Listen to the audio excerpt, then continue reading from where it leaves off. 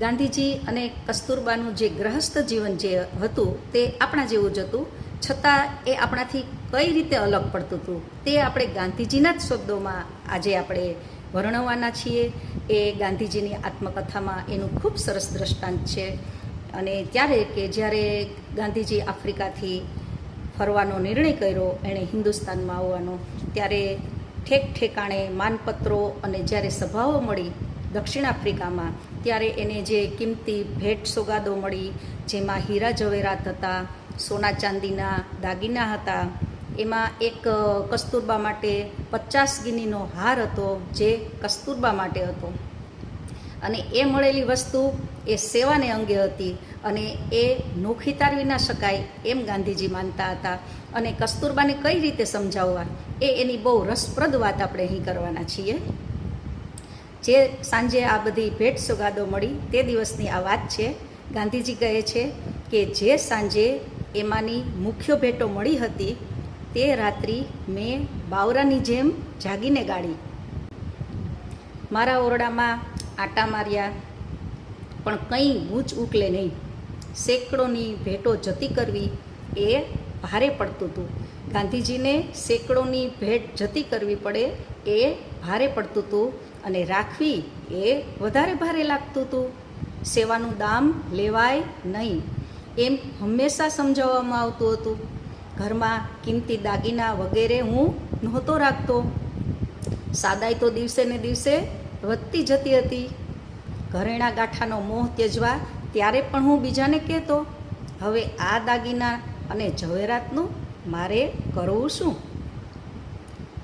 મારાથી આ વસ્તુઓ ન જ રખાય એવો નિર્ણય હું કર્યો.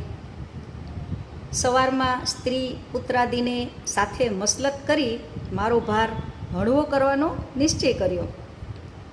ધર્મપત્નીને સમજાવવાનું મુશ્કેલ પડશે એ હું જાણતો હતો.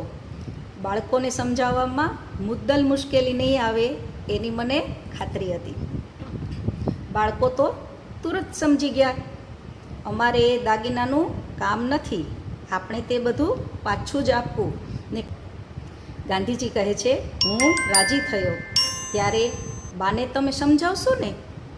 ગાંધીજીએ એવું કીધું કે બાળકો તમે બાને તો સમજાવશો ને.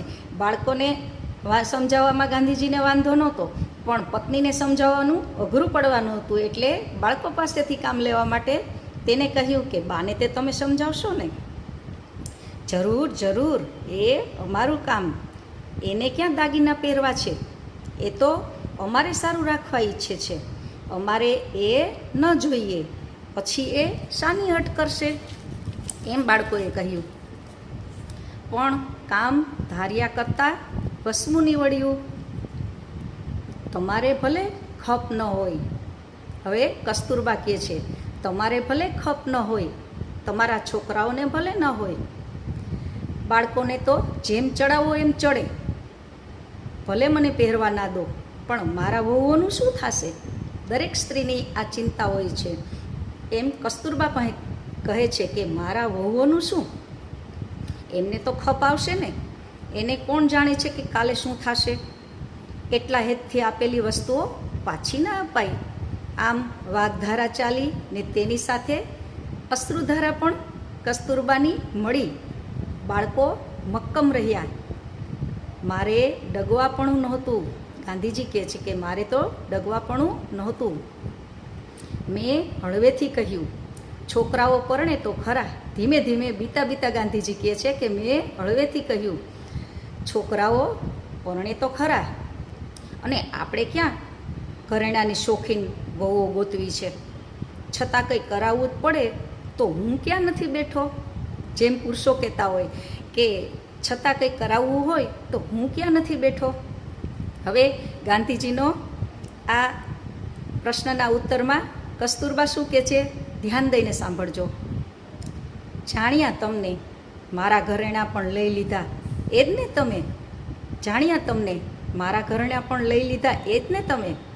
મને સુખે નથી પહેરવા દીધું એ તમે મારી વહુઓને સારું શું લેવાના હતા?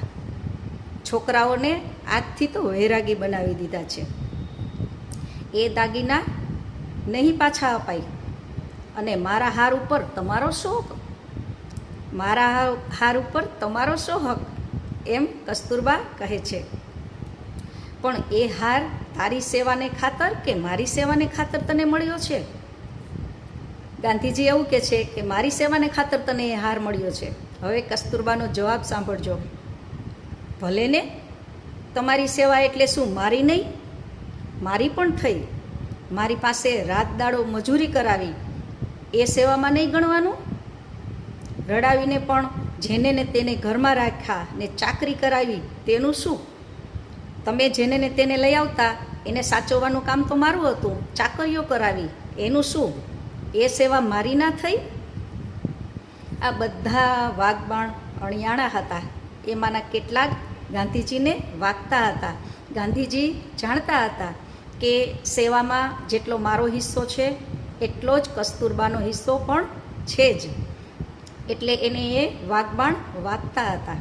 પણ ઘરેણાં તો મારે પાછા આપવાના જ હતા. ઘણી વાતોમાં હું જેવી તેવી સંમતિ લઈ શક્યો, અને એ દાગીના જ્યારે એ નિર્ણય ઉપર આવ્યા કે એ બેંકમાં મૂકી દેવાના, અને જ્યારે જરૂર પડે ત્યારે જનહિત માટે તેને ઉપયોગમાં લેવા. આ પગલાંને વિશે મને કદી પશ્ચાતાપ થયો નથી, એમ ગાંધીજી કહે છે. દિવસો જતાં કસ્તુરબાને પણ તેની યોગ્યતા જણાય. અમે ઘણી લાલચોમાંથી ઉગર્યા છીએ. કસ્તુરબાને પણ એ નિર્ણય ત્યારબાદ સાચો લાગ્યો, અને ઘણી લાલચોમાંથી આ દંપતી ઉગરી શક્યું. જાહેર સેવકને અંગત ભેટો ન હોય એવા અભિપ્રાય ઉપર હું આવેલો, એવું ગાંધીજી કહે છે. કેવી લાગી ગાંધીજીની આ વાત? આપણે જો તમને આ વાત ગમતી હોય તો કોમેન્ટમાં લખજો. આપણે આવા કિસ્સા જ્યારે વાંચવામાં આવે, સારા કિસ્સા હશે ત્યારે આપણે જરૂર રજૂઆત કરશું. સુધાના નમસ્કાર.